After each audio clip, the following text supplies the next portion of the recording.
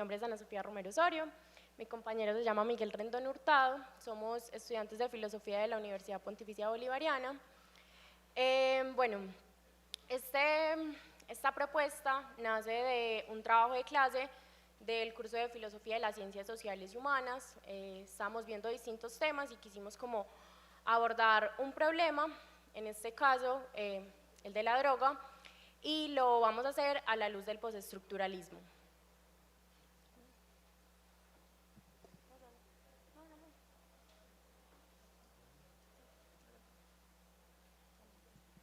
Listo.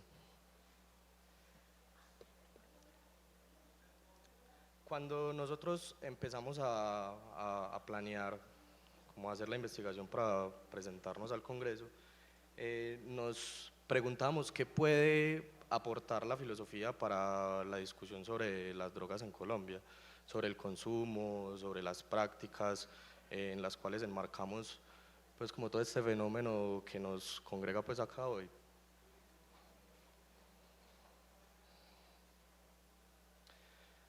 Resulta que, pues, haciendo una investigación tanto de la Comisión Asesora para la Política de Drogas en Colombia, como de los trabajos académicos pues, que han ayudado a la conformación de la política de drogas en Colombia, nos hemos dado cuenta que principalmente las ciencias sociales y las ciencias biomédicas son las que más han aportado a la discusión.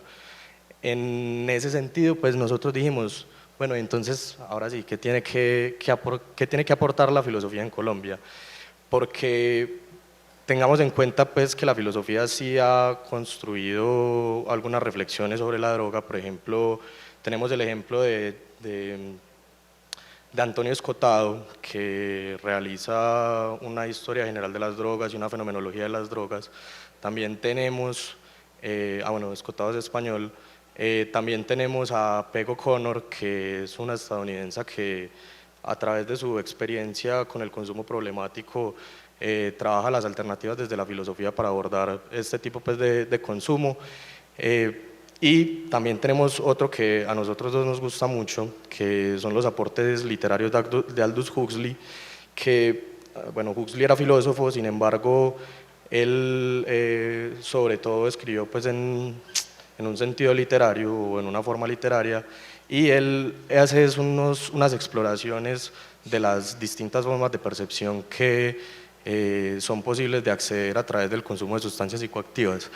Sin embargo, nosotros también caímos en cuenta de algo, y es, bueno, claro, dentro de la filosofía se han hecho trabajos, pero son, como lo ven, son propuestas un poco aisladas, y además, pues dentro de la discusión de las drogas en Colombia, no, los filósofos o la filosofía no ha entrado pues como de manera puntual a tratar este tema. Por ejemplo, tenemos a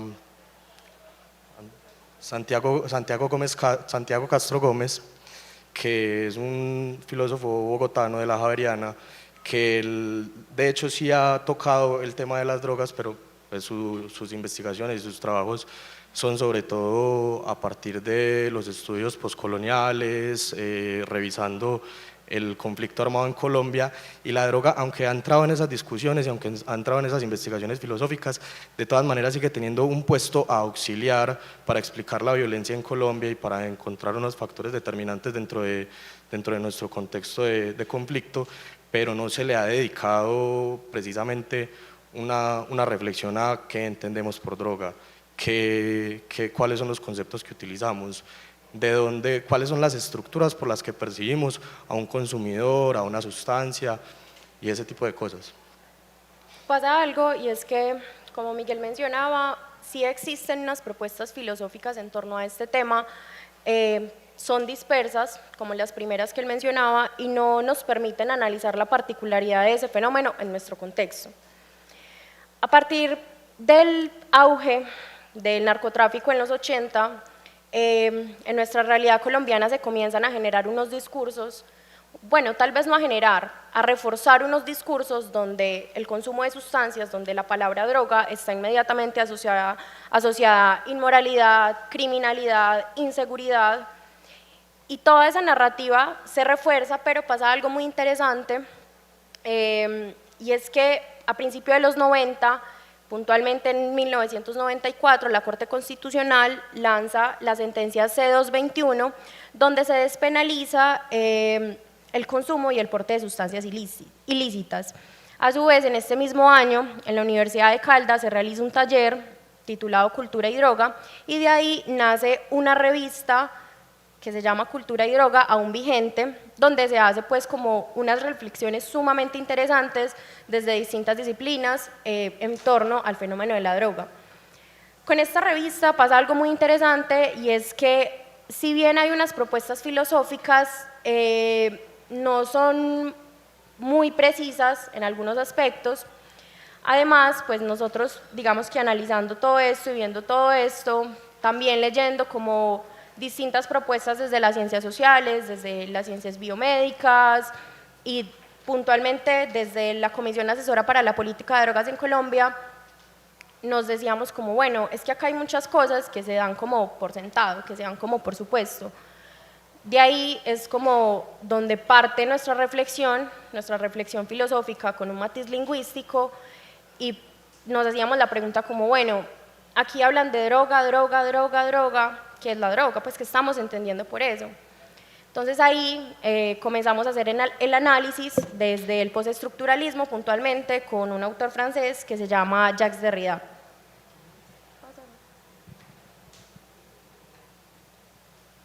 Bueno, Derrida, a diferencia de los otros autores que les mencioné ahora, que también son filósofos y tratan el tema de la droga, obviamente pues en unos contextos europeos y norteamericanos, pero que pues, lo tratan de alguna manera, Derrida sí se preocupa por el componente lingüístico, por el componente de las significaciones que tiene la droga, o sea, que si preguntarse si la palabra, qué significa la palabra que utilizamos para referirnos a este fenómeno, a esta cantidad de objetos distintos, porque pues, droga no es solamente una misma cosa, droga no es solamente una misma sustancia, ahorita vamos a abordar más eso, pero partamos pues acá como para tener un marco de referencia en donde nos estamos basando para poder analizar lingüísticamente los conceptos que utilizamos en esta discusión, y es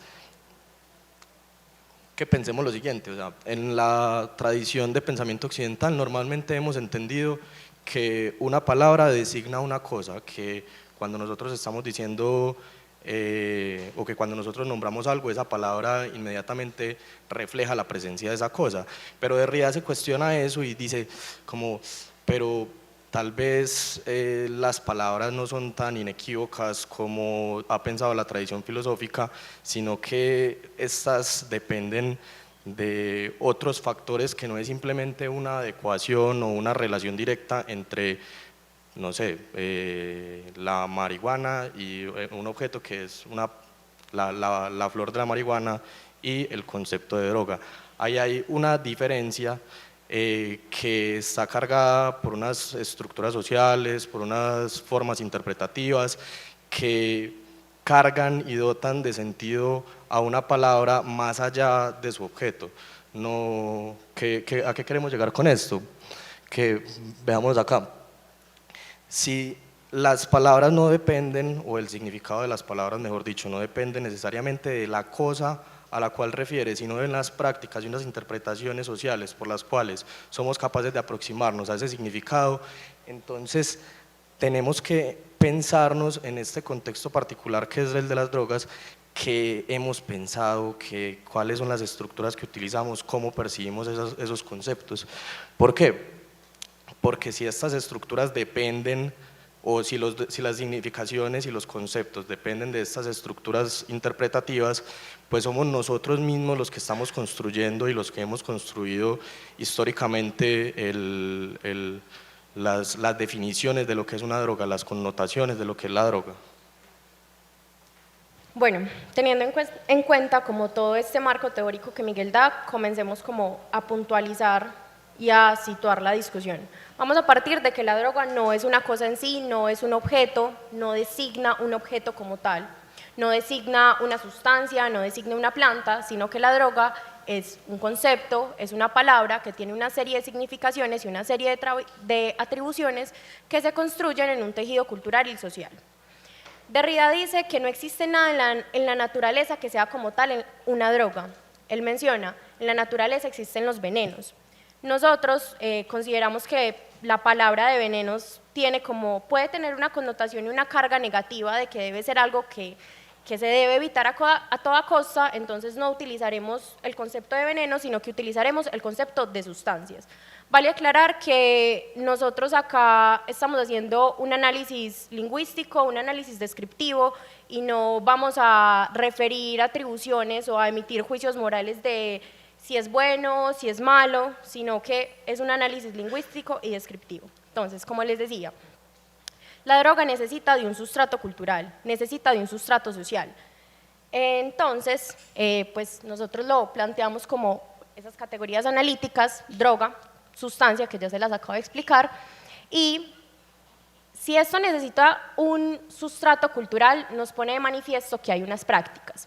¿Qué vamos a entender por prácticas? Las prácticas son unas acciones compuestas. Voy a dar un ejemplo para explicar esto. Correr. Correr es una acción. Construir significado implica distintas acciones, por eso es compuesta. Digamos que tiene una vinculación social que puede ser de cualquier tipo. Entonces esas prácticas construyen una serie de narrativas, una serie de discursos, una serie de juicios y una serie de pensamiento frente a respectivos temas, en este caso el de la droga. Claro, y mira, como para ejemplificar mejor la parte de las prácticas, pensemos lo siguiente, trayéndolo pues al contexto que estamos tratando acá. Prohibir es una acción también. Sin embargo, cuando esa acción se vuelve compuesta, es prohibir, por ejemplo, el consumo de marihuana, ya estamos ahí efectuando no solamente una acción, sino una práctica cultural, algo que no solamente no es una acción aislada, sino que es una acción que empieza a formar, que son acciones que empiezan a formar esas estructuras por las cuales podemos comprender este fenómeno. Bueno, digamos que hemos estado, pues se hace evidente que estas acciones y que estas prácticas son ejercidas, pero no habíamos puesto como el concepto de que hay un sujeto o un agente particular. Entonces nosotros partimos de que hay distintos tipos de sujeto. Claro, es que pensemos lo siguiente, o sea, si para que haya una acción tiene que haber un sujeto que haga la acción, las acciones no se hacen solas. Entonces, ¿qué pasa? Tenemos que entender quiénes son los sujetos que participan en las dinámicas, que reproducen las prácticas con las que nosotros vamos acercándonos y vamos significando este fenómeno, porque ellos son los que ellos son el sustento para que pueda existir tanto las prácticas como las retóricas, como los discursos. No hay acciones y no hay discursos en abstracto, siempre van a estar estos sujetos acá pues como metidos no, realmente los sujetos son los que componen como este entramado, y nosotros distinguimos dos tipos de sujetos a nivel general, que ya después los vamos a desglosar.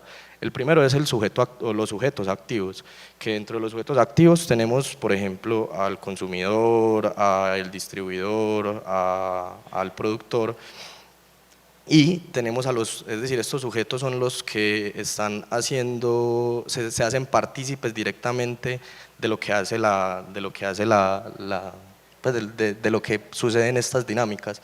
Y también tenemos unos sujetos pasivos que nosotros llamamos vecinos, que son sujetos que no participan directamente en las dinámicas del consumo, la producción y la distribución, pero sin embargo conviven en un contexto marcado por las drogas. Bueno, para entender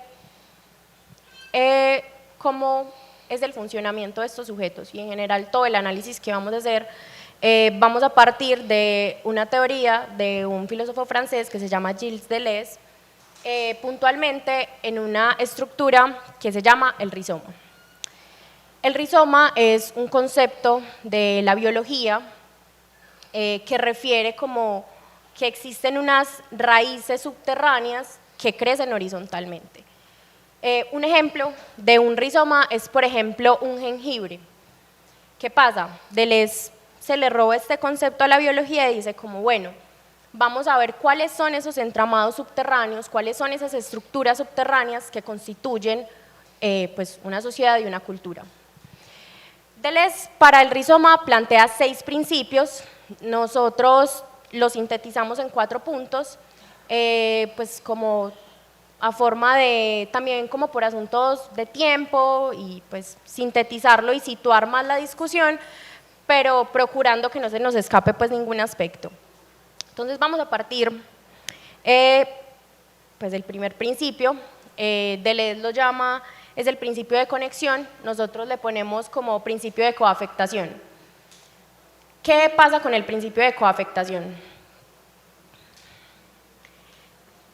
Imaginemos que este circulito que estoy haciendo con la mano es el rizoma. Este rizoma tiene múltiples puntos, o bueno, miremos mi anillo, me parece un buen ejemplo, ya que lo estoy viendo. Este es un anillo, ¿cierto? Es como un solo elemento, un solo espectro, llamado anillo, pero tiene distintos puntos. Así se conforma un rizoma, es un elemento que tiene multiplicidad, que se basa en la variedad, y entre todas estas partes existe una conexión. Pasa algo muy interesante y es que Deleuze menciona que se hace necesario que todas estas partes cohabiten para la existencia de este rizoma. Este principio de coafectación pues, pone en evidencia ya el segundo punto, que es el de la heterogeneidad. Deleuze pone ahí, segundo principio, principio de heterogeneidad, tercer principio, principio de multiplicidad. Nosotros lo vamos a juntar en uno porque pues de una u otra forma se complementan. ¿Qué es lo que pasa? Hay multiplicidad en la conformación de ese rizoma y a su vez esta multiplicidad puede moverse en más multiplicidad. Vamos como por partes porque esto puede llegar a ser un poquito enredado. Esta multiplicidad deviene, se mueve y eso implica que brote más multiplicidad, que broten más partes. Por ejemplo, Miguel es una parte del rizoma, yo soy otra parte del rizoma. Entre nosotros hay una conexión. La conexión que hay en nosotros es a su vez otro punto del rizoma, que es múltiple. Entonces, comprender que hay heterogeneidad y que hay multiplicidad es lo que… ¿qué? Es lo que nos lleva como al tercer punto, que ya se los había como explicado, pues como ahí implícito, que es el del movimiento. Con este movimiento, Deleuze plantea un cuarto principio que se llama la ruptura de significante, nosotros lo resumimos como variación, que implica que cada parte del rizoma puede cambiar y puede devenir en otra forma. Al final, diría yo que es la parte como más importante de estos principios rizomáticos, y es que en el rizoma no hay un centro, no hay una sola estructura, no hay un solo modelo para entenderlo. Hay muchos modelos, hay muchos centros, hay muchas formas. Entender que el movimiento y que la multiplicidad se compenetran y existe una conexión entre ellos es lo que nos permite a nosotros como entablar esta discusión y poner como esta teoría situada pensando los sujetos y pensando las relaciones que se dan en el fenómeno de la droga. Claro, y ya pues entonces para ir concluyendo, pasa la diapositiva. Estos distintos sujetos que se coafectan, que se relacionan, que se codeterminan entre ellos, forman distintos tipos de retóricas. En principio tenemos dos retóricas pues, principales, que es la retórica de la prohibición y la retórica del buen consumo. La retórica de la prohibición pues la conocemos bien, está enmarcada pues, incluso en los proyectos de ley prohibicionistas que marcan con un sesgo moral a la droga y dicen es mala, Sin embargo, también está la del buen consumo, que marca también un sesgo moral diciendo la droga es buena y es normalmente una contestación al prohibicionismo. Acá en este congreso estamos viendo como uno de los puntos de fuga que hay en estas retóricas, y es que estamos transformando de retóricas de prohibición o de buen consumo a retóricas de consumo consciente y más allá del consumo consciente, de la conciencia del consumo. ¿Qué es lo que pasa con esto? Lo que pasa con esto es que nosotros pretendemos como desbordar la expresión de consumo consciente. ¿Por qué?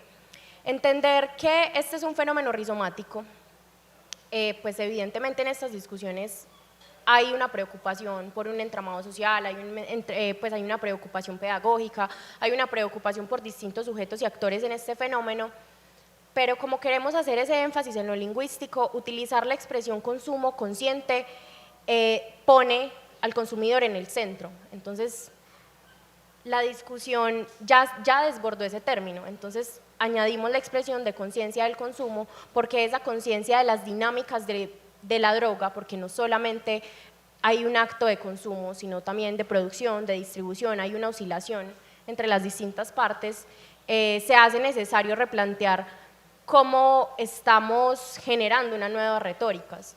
Entonces proponemos como esa conciencia del consumo enlazado al consumo consciente, y esto implica como pensar, plantear, por ejemplo, unas políticas públicas y unas estrategias que piensen este fenómeno de forma rizomática, con multiplicidad de centros y no solo haciendo un énfasis en el consumidor. Muchas gracias. Hola a todas y todos, mi nombre es Lenis Victoria, soy estudiante de Ciencia Política y Trabajo Social. Vengo trabajando los temas de cannabis hace ya algunos semestres y recientemente lo hemos estado vinculando con el feminismo. Me parece importante que la nueva edición del Congreso tenga tantas voces femeninas, pero en especial me parece importante traer los temas de género al debate. Bueno,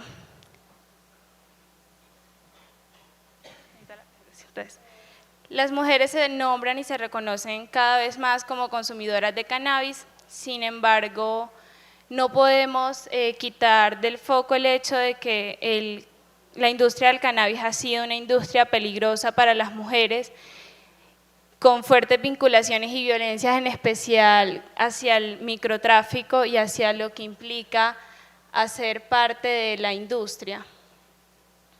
Si bien la industria actual del cannabis y la legalización ha beneficiado la apertura económica de las mujeres, como les decía, no se puede caer en la romantización de la industria, en especial por pues todas las afectaciones que tiene sobre el cuerpo femenino, y entre estas tenemos el microtráfico, la persecución de los consumidores, el miedo inminente de ser víctima también desde el rol de madre, de mujer, de consumidora y de gestante. Estas últimas especialmente por las estigmatizaciones aparte que carga, como el rol de gestante, el hecho de ser una mujer que carga una vida, digamos, asumiendo que es una mujer que desea tener ese bebé en su vientre, tiene unas implicaciones muy fuertes en cuanto a la estigmatización del hecho de ay, tú no estás protegiendo esa vida o tú no te proteges, pero son todas unas valoraciones muy morales que no ven también otros fines que tiene el cannabis y otras repercusiones que tiene sobre el cuerpo femenino,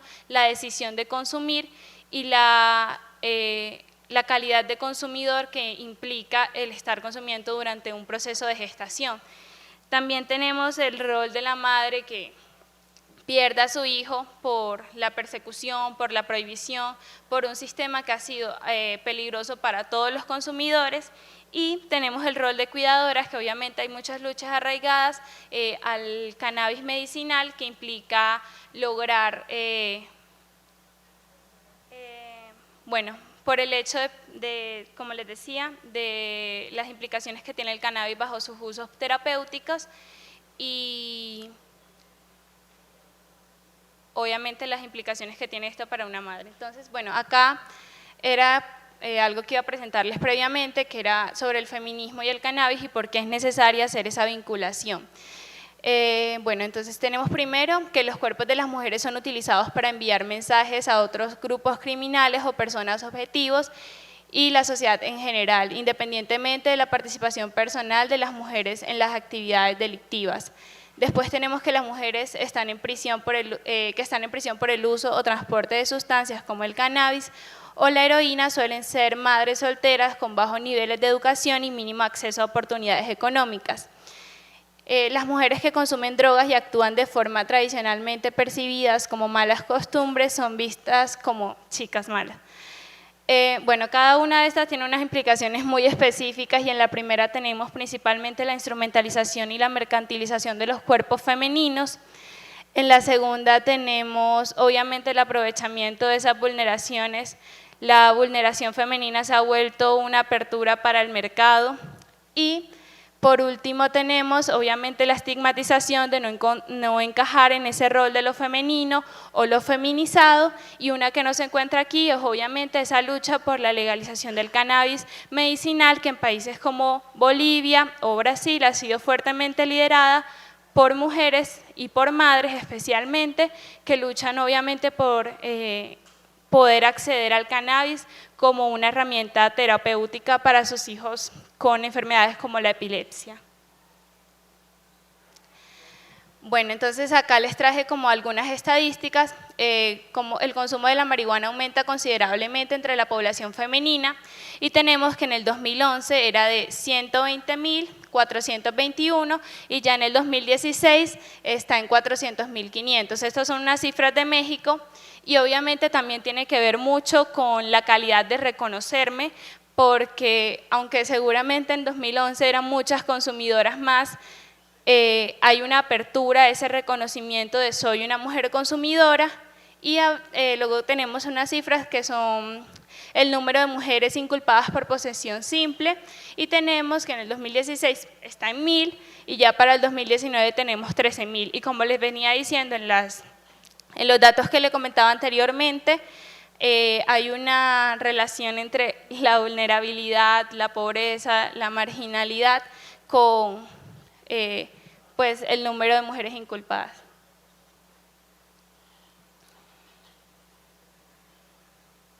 Bueno, por ello considero que la perspectiva de las mujeres es de gran importancia para contribuir a consumos más equitativos y socialmente justos. Es necesario nombrar y visibilizar las realidades que atraviesan estructuralmente a las mujeres cuando acceden al cannabis o cuando acceden a los espacios para el consumo. Las mujeres no solo son víctimas del estigma que cargamos todos los consumidores, sino el estigma que se carga por las violencias basadas en género en los espacios de consumo. Y cómo esto también es una justificación social para cuando ocurren violencias basadas en género. Entonces, ¿qué hacía ella ahí? ¿Cómo estaba vestida? Y las fuertes vulneraciones que terminan por hacer de la mujer un sujeto no habitable, un sujeto que no existe en esos espacios. Entonces, la legalización del cannabis y su relación con el género. El cannabis ha sido conocido como una actividad orientada a los hombres y a pesar de eso el movimiento canábico se ha vuelto una fuerte plataforma para las mujeres en el último siglo. Durante este tiempo se ha visto mujeres trans, personas queer que están al frente de la defensa de la legalización del cannabis, de las reformas educativas y sociales y en especial en los procesos de descriminalización del cannabis.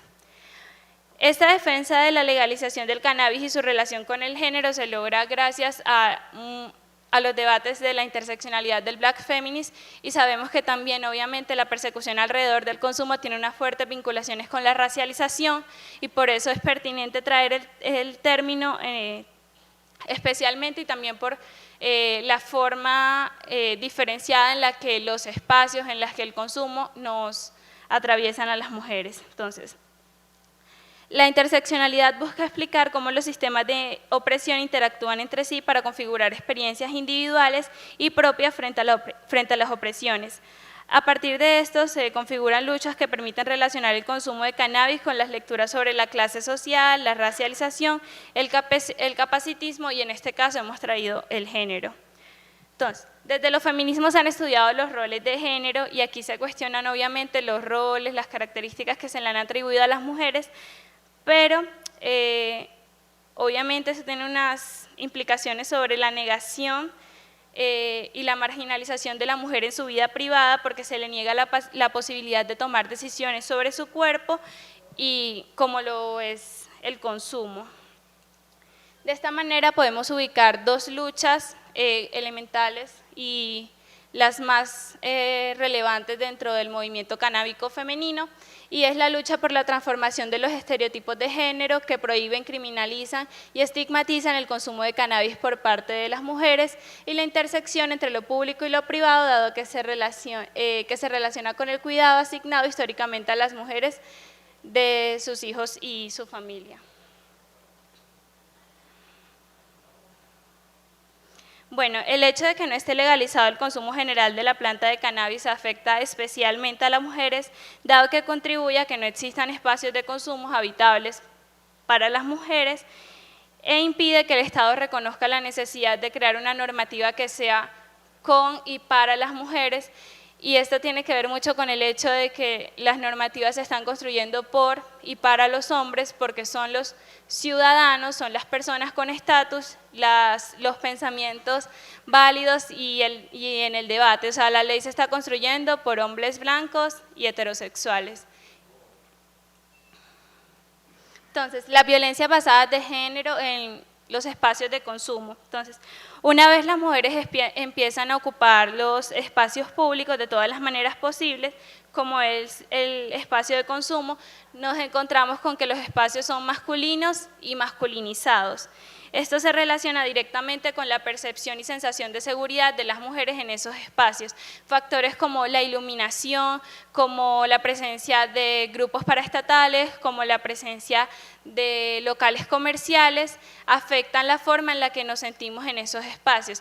Esto implica que obviamente hay una marginalización de esos espacios porque esos espacios son, pues, ¿cómo lo digo? Sí, o sea, son abandonados, como oscuros, son, o sea, totalmente un riesgo para las mujeres, en especial que nosotras enfrentamos riesgos en todas partes, ahora en un lugar donde hay oscuridad, donde hay soledad, donde obviamente hay unas personas que nos encontramos bajo unas sustancias, que se encuentran bajo unas sustancias, implica que asumamos unos riesgos adicionales.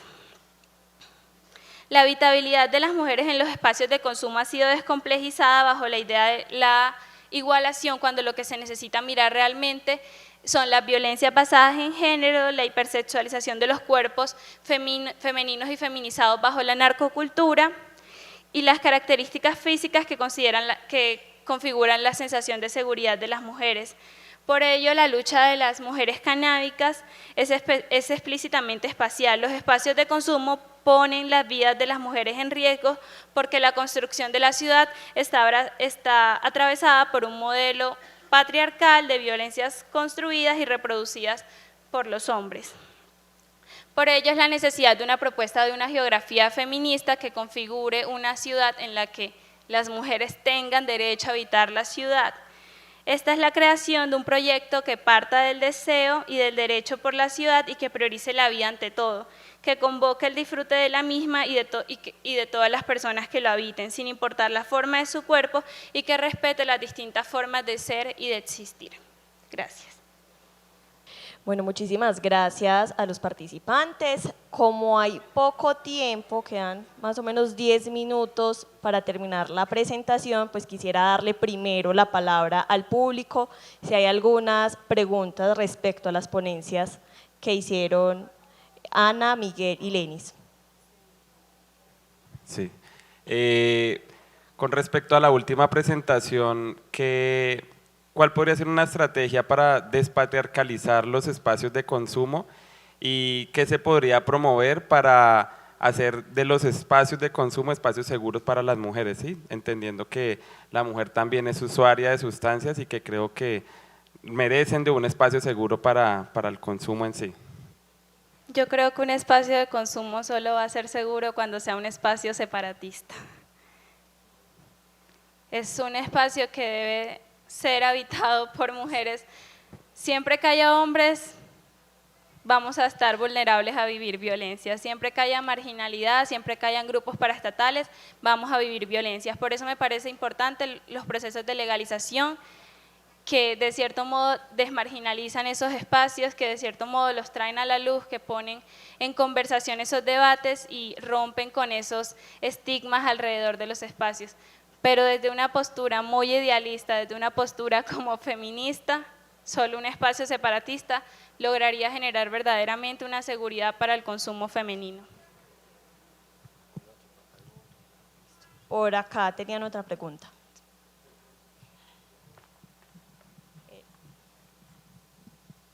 ¿Cómo estás? Muy buenas tardes. Mirando pues las exponencias también de todo el transcurso del día, me genera pues también algo muy como duda también, y dice sobre el consumo consciente.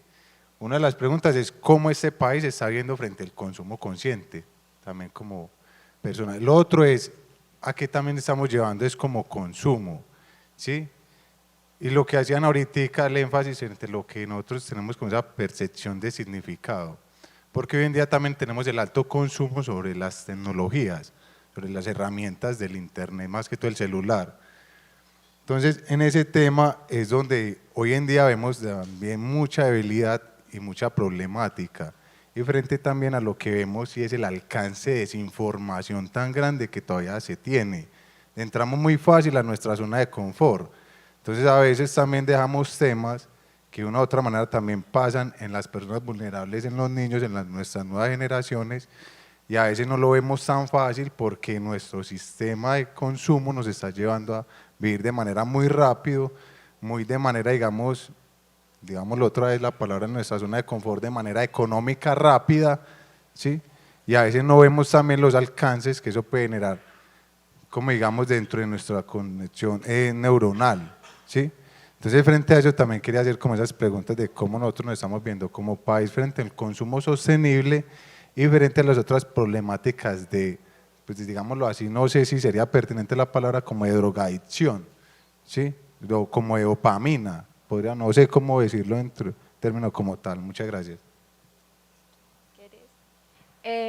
Bueno, vamos a empezar por algo pues que nosotros mencionamos y es el asunto de la multiplicidad. Para hablar de consumo implica referir un sujeto consumidor y también implica referir que hay distintos tipos de sujetos consumidores. Vamos a enmarcarlo como en dos partes. En primera instancia está el consumo recreativo, el consumo medicinal y el consumo como con una intención espiritual y ritual. Por otra parte, está el consumo ocasional, está el consumo problemático, que en gran parte estas nuevas retóricas sobre el consumo consciente están enfocadas a la mitigación de riesgos, a evitar esos consumos problemáticos. Nosotros creemos que evidentemente esta retórica es supremamente importante, sin embargo, como lo mencionamos al final, hay que desbordar eso. ¿A qué me refiero con que hay que desbordarlo? Es que no solamente hay que pensar en términos de salud pública, en términos de evitar un consumo problemático, porque ahí el énfasis está en el consumidor. Y hay otros factores. Tú mencionaste la palabra niños. Hablar de algo como la droga, en ese término, pues en los términos en los que estamos acá, hablar de marihuana frente a un niño es como, no le diga eso al niño, no. Eso no se puede hablar frente a los niños, no sé qué. Hay también un tabú y hay también un estigma y yo creo y nosotros creemos a partir como de lo que hemos propuesto y lo que hemos pensado es que quitar esos tabús, quitar esos sesgos discursivos es importante. Un niño, por ejemplo, entraría en los sujetos pasivos que hablaba Miguel. Es un sujeto pasivo, el niño no es consumidor, no es productor, no es distribuidor. Pero la realidad social en la que está, hay un elemento llamado droga y es muy importante entender que el fenómeno de la droga en nuestro país no es algo ocasional, es sistemático y es estructural, por lo que todos los sujetos, incluyendo un niño, de una u otra forma tiene esa conexión con el fenómeno. Entonces, es importante comenzar a transformar esas narrativas desde distintos puntos y que el enfoque pedagógico, ya sea en términos, porque, a ver, el enfoque pedagógico debe transformarse. ¿Por qué? El enfoque pedagógico, de una u otra forma, siempre está dirigido al consumidor, ya sea para que tenga un consumo consciente o desde una política prohibicionista para que pues, se rehabilite. Y no, el asunto pedagógico también debe ir para los sujetos pasivos, que sean conscientes de cómo se comporta el fenómeno, de cómo se dan esas dinámicas en su realidad, es que es nuestra cotidianidad. Una cosa pequeña ahí, cuando vos mencionas percepciones o las percepciones que tenemos frente al consumo, ahí precisamente es que sale a relucir lo que Ana está diciendo, o sea, no solamente somos los consumidores los que tenemos que ser conscientes del consumo y de esas percepciones que tenemos frente a él, sino entablamos un diálogo entre las distintas partes de la sociedad, seamos sujetos activos o pasivos en la dinámica de las drogas, no vamos a poder transformar esas percepciones que tenemos sobre el consumo, y lo peor es que si no somos capaces de transformar esas concepciones, no vamos a ser capaces de transformar ni las retóricas, ni los discursos, ni las prácticas segregadoras y marginales que con las que hemos convivido en el consumo acá en Colombia. Me gustaría mencionar como una anécdota que me acaba de venir a la mente. Yo tengo un hermanito, él tiene 8 años, la semana pasada yo le estaba ayudando a hacer una tarea de ciencias naturales. Él faltó ese día a clases, entonces le pedimos el favor a la mamá de un niño pues que nos mandara las fotos para desatrasarlo, todo muy normal hasta ahí.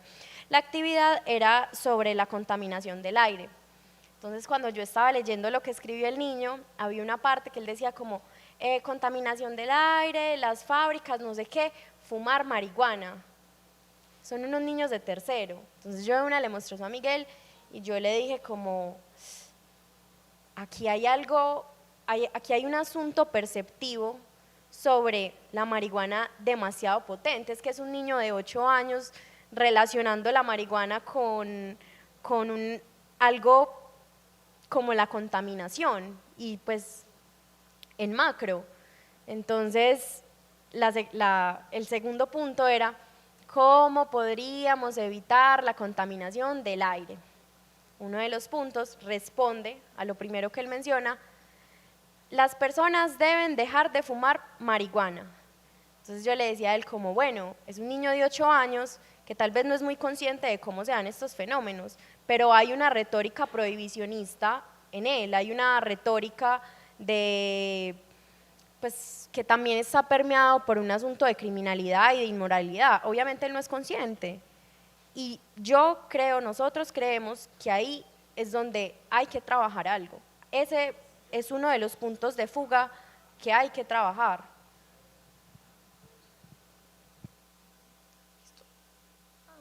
Bueno, yo quiero entrar en especial a hablar sobre con lo que empezaste, que era como con las redes y el acceso a la información es privilegiado. No debería ser un privilegio, pero es privilegiado.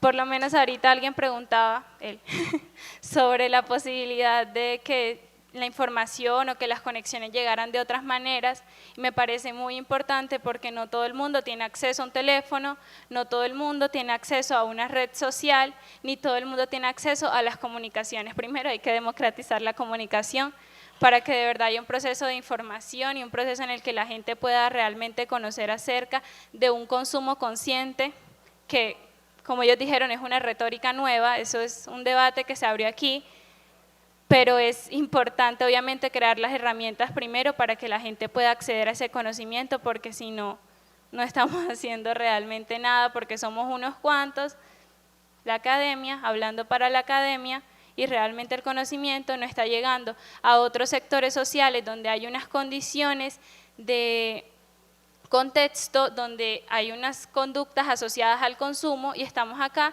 los que sabemos de consumo consciente, entre comillas. Entonces, es cambiar también los mecanismos y las herramientas para entregar la información. Una cosita. poquito sobre eso. Listo. Muy corto.